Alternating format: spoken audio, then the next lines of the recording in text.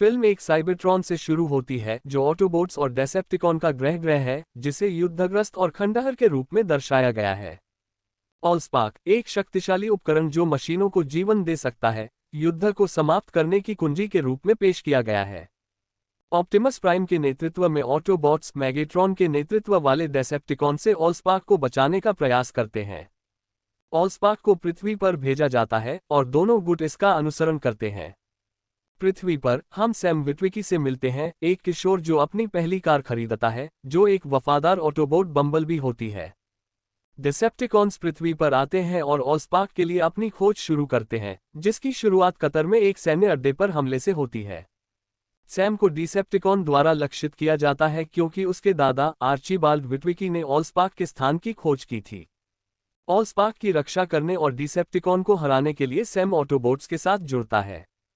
Sam और उसकी प्रेम रुचि मिकाइला Autobots को ऑलस्पार्क को पुनः प्राप्त करने में मदद करते हैं, जो सैम के पूर्वजों के चश्मे के अंदर छिपा हुआ है। डिसेप्टिकॉन्स ऑलस्पार्क पर कब्जा करने के लिए तरह तरह के हथकंडे अपनाते हैं, जिसमें सैम के माता पिता का अपहरण करना और सरकारी कंप्यूटरों को हैक करना शामिल है। अंतिम लड़ाई मिशन सिटी में होती है, जहां ऑटोबोट्स और डेसेप्टिकॉन ऑलस्पार्क के लिए लड़ते हैं। मैगेट्रॉन ऑटोबोट्स में से एक जैस को मारता है और लगभग सैम को मारता है, लेकिन अंततः ऑटोबॉट्स और एक सैन्य हवाई हमले के संयुक्त प्रयासों से हार जाता है। ऑलस्पार्क इस प्रक्रिया में नष्ट हो जाता है, साइबरट्रॉन पर युद्ध समाप्त हो जाता है। ऑटोबॉट्स पृथ्वी पर बने रहने और खतरों से इसे बचाना जारी रखने का फैसला करते हैं, जबकि डिसेप्टिकॉन फिर से संगठित होने के लिए पीछे हट जाते हैं। फिल्म ऑप्टिमस प्राइम के साथ समाप्त होती है, जिसमें कहा गया है कि यदि धोखेबाजों ने पृथ्वी को फिर से धमकी दी तो वे वापस आ जाएंगे।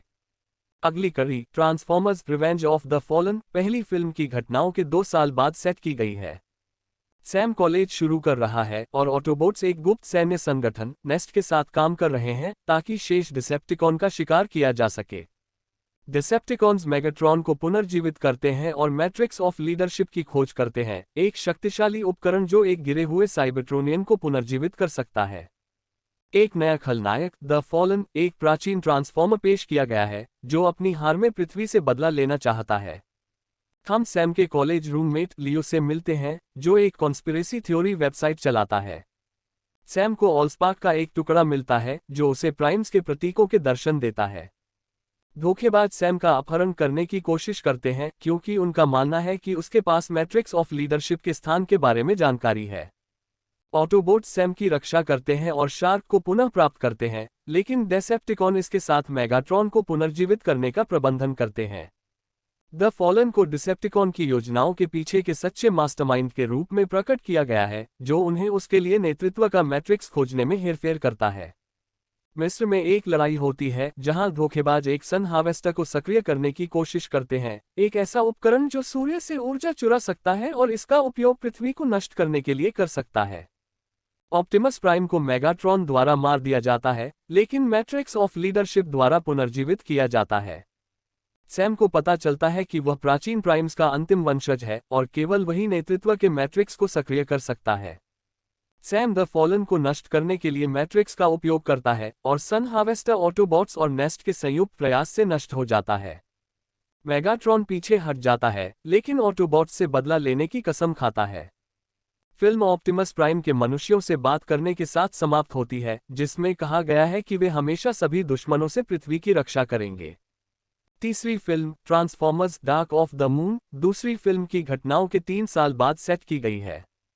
सैम ने कॉलेज से स्नातक किया है और नौकरी खोजने के लिए संघर्ष कर रहा है, जबकि ऑटोबोट्स नेस्ट के साथ काम कर रहे हैं ताकि शेष धोखेबाजों का शिकार किया जा सके। एक नए खलनायक सेंटिनल प्राइम ऑप्टिमस प्राइम के पूर्ववर्ती और साइबरट्रॉन पर ऑटोबोट्स के पूर्व नेता को पेश किया गया है।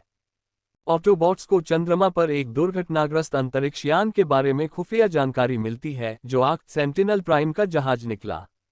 ऑटोबॉट्स सेंटिनल प्राइम और पिलर्स को पुनः प्राप्त करते हैं, उपकरणों की एक श्रृंखला जो बड़ी दूरी पर पदार्थ को ले जा सकती है।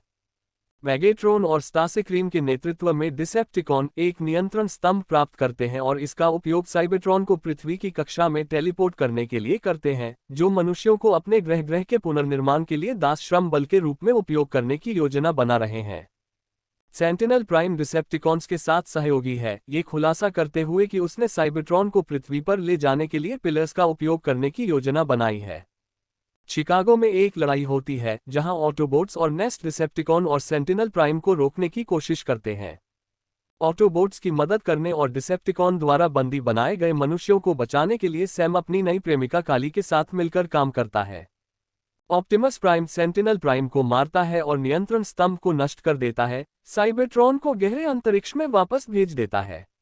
मेगाट्रॉन घायल और बेहोश छोड़ दिया जाता है और स्टारस्क्रीम डिसेप्टिकॉन का नियंत्रण ले लेता है। ऑटोबॉट्स पृथ्वी से प्रस्थान करते हैं, शेष डिसेप्टिकॉन पर नजर रखने के लिए एक नई नेस्ट टीम को पीछे छोड़ते हुए। चौथी film transformers age of extinction तीसरी फिल्म की घटनाओं के 5 साल बाद सेट की गई है। ऑटोबॉट्स छिप गए हैं और एक ने